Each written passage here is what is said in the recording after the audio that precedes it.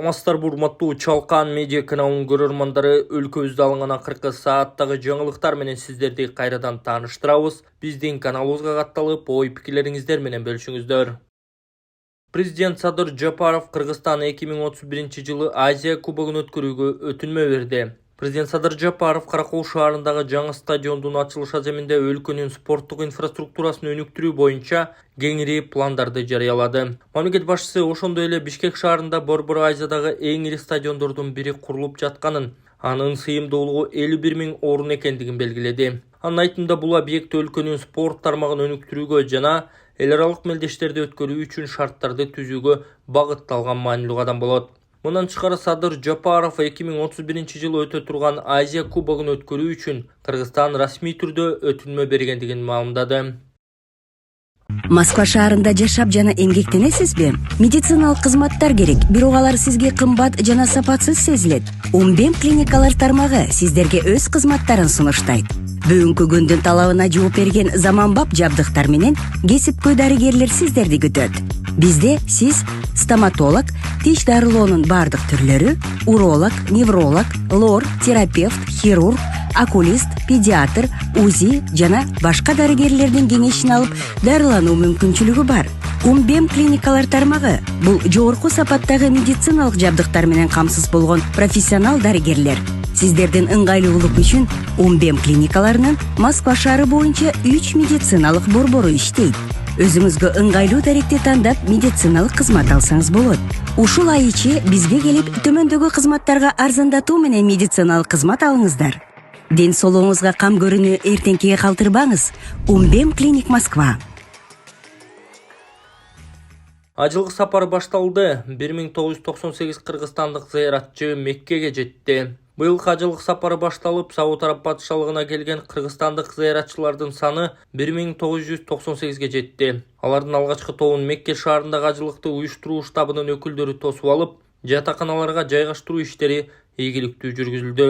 Бул тууралуу муфтияттан маалымдашты. Зыяратчылар Медина жана Бишкек-Жидда багыттар боюнча келишип, учурда жатаканаларда жайгашышууда. Ал эми жатаканалардан Харам мечитине чейин атайын ажылар үчүн каттаган автобустар ишке киргизилген. Президенттин Талас облусундагы ыйгармуктуу өкүлү Эрмат Жумаев Талас медициналык колледжинин реконструкция иштери менен таанышты. Бул тууралуу президенттин Талас облусундагы ыйгармуктуу өкүлчүлүгүнүн басма сөз кызматынан кабарлашты. Талас облусунун башчысы Эрмат Жумаев буга чейин окуу жайдын сырткы көрүнүшүн заманбап талаптарга ылайык жакшыртуу боюнча тапшырма берип, бүгүн ал иштердин жүрүшүн жеринде көргөн. Учурда колледждин фасады жаңыртылууда. Белгилей кетсек, Талас медициналык колледжи 1955 жылы негизделгенден бери капиталдык ремонттон өткөн эмес. Бүгүнкү күндө окуу жайда акушердик иши, медициналык айым иши, дарылоо иши жана фармация багыттар боюнча 594 студент билим алууда.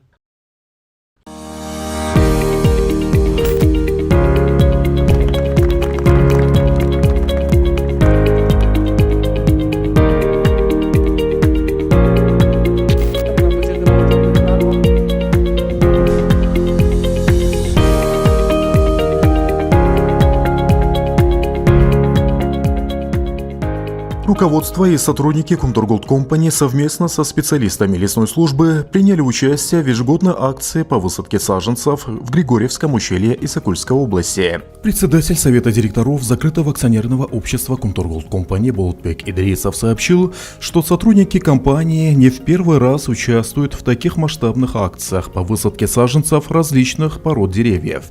Сегодня в рамках национальной кампании «Дешалмурас» в одном из красивейших мест в Григорьевском ущелье общими усилиями высажено 19 тысяч саженцев ели на площади 10 гектаров.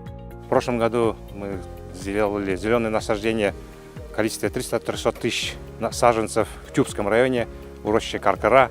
Сегодня мы собрались здесь, в урочище Чонг-Аксу. Здесь мы собираемся сейчас посадить 19 500 саженцев тяньшанской ели. Трехлетние саженцы, они вот такие. Это вот огромный труд. За 3 года лесникам удалось вырастить вот такой небольшой саженец. Болотбек Идрисов обратил внимание на важность увеличения площади лесных насаждений по всей стране. Леса препятствуют эрозии почвы, способствуют сокращению числа таких природных катаклизмов, как оползни и сход селевых потоков. Помимо выработки углерода, в лесных массивах всегда больше цветов и разнотравия, что важно для наших пасечников, собирающих уникальный по своим вкусовым и целебным свойствам кыргызский мед.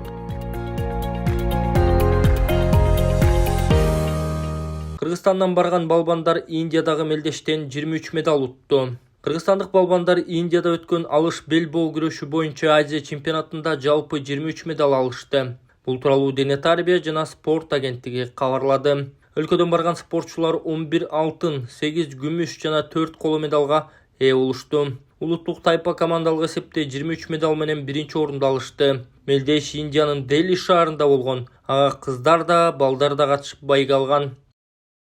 Дарыяларда суунун деңгээли көтөрүлүп, тоолуу аймактарда сел жүрөрү айтылды. Дарыяларда суунун деңгээли көтөрүлүп, тоолуу аймактарда сел жүрүшү ыктымал, бул тууралуу Кыргыз гидрометтен кабарлашты. Мындай кооптулук бүгүн эртең күтүлүп жаткан нөшөрлүү жаан-чачындан улам болушу мүмкүн экени айтылды. Арыктарды, сел каналдарын тазалап, селди алдын алуу иштерин жүргүзүү зарыл. Тоолуу аймактарда эс алуудан баш тартып, коопсуз жайларда болуңуздар деп айтылат маалыматта. Ошондой эле өзгө чыгырда алга кабыл алгандар 112 акысыз кызмат аркылуу билдире алары кошумчаланган.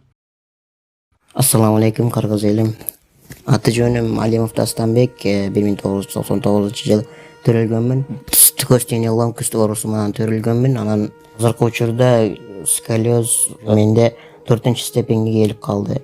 Дем алышым кыйындап, ички органдарым кысып, санчкылап, грудной клетка уже көрүп атасыңар, ушул жерге чейин көтөрүлүп кетти. Арткы жагым видеодо көрсөтөбүз азыр. Ошого кичине мага акча керек болуп атат. Чет өлкөгө барганга Индия, Турцияларда 45 миң, 50 миң деп атат сумманы. Азыр Египетте мен көрүп атам, Германия, Египет жакшы болуп атат экен. Ошол жактарда мен клиникаларды онлайн издедим. Ал жактарды сүйлөшүп көрбөдүм, бирок отзывдарын көрдүм, алар кымбатыраак айтып калышы ыктымал. Ошондуктан мага кичине жардам берип коюшуңарды суранам, кыргыз элим. Силердин 100 сомуңар менин өмүрүмдү сактап калышы мүмкүн да. Силердин 1 литр бензиниңер же магазинден алып иче турган суусундугуңардын акчасы бир эле мени өмүрүмдү сактап калышы мүмкүн. Аллах таалам үчүн жардам берип коесуңар деп суранам. Банк номерим 51 менен 191430 деп Дастанбек А деп чыгат.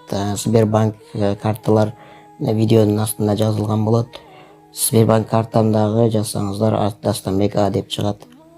Алмазбек Атамбаев акталса, Бакиевке да жол ачылабы. Кой Таш окуясы боюнча соттук өкүм окулбай кийинки айга жылдырылганы кабарланган. Буга чейин тездик менен процесс уланып келип, эмнегедир финишке келгенде токтоп калды. Айрым маалыматтар боюнча Алмазбек Атамбаев акталууга жетишсе, анда Курманбек Бакиевди да Кыргызстанга алып келип, саясаттагы кайсы бир тең салмактуулукту сактоого тарзинде иш жүргүзүлөбү? Баарыбыз билгендей, коомчулуктун пикири маанайы Бакиевтердин үй бүлөсү өтө начар. Кеп башталса эле, эски карттар сыйрылып, жүздөгөн өлүмдөр, кан төгүүлөр боюнча кыңырыкты түгөткөн үшкүрүктөр башталат. Азырынча Курманбек Салиевичте Кыргызстанга кайтыруу саясаты тынчып калды. Бул маселе улам көтөрүлгөн сайын эл чуулдап чыгып жатканын көрүп жатабыз. Балким бийлик туруктуулукту ойлоп көпчүлүктүн суроо талабын эске алаттыр. Анда Камчыбек айткандай, Бакиев келсе камалып, жазасын алабы деп жазган Арбакейжи сайты. Гөлбаевдин уюшкан кылмыштуу тобунун мүчөсү кармалды. Камчы Гасанбектин Камчы Гөлбаевдин уюшкан кылмыштуу тобунун мүчөсү кармалды. Бул тууралуу УКМКнын басма сөз кызматы билдирди. Маалыматта айтылгандай, Жеша Кайман аттуу шектүү мурда Каракол шаарынын смотрящие Ысык Көл облусунун положенийци катары таанымал болгон. Мындан тышкары Камчы Гөлбаевдин кайтарып жүргөн МНК уюшкан кылмыштуу топтун мыйзамсыз ишине катышкан деген шек менен кармалды. Эки шектүү тең Караколдо убактылуу камакка алынып, тергөө жүрүп жатат.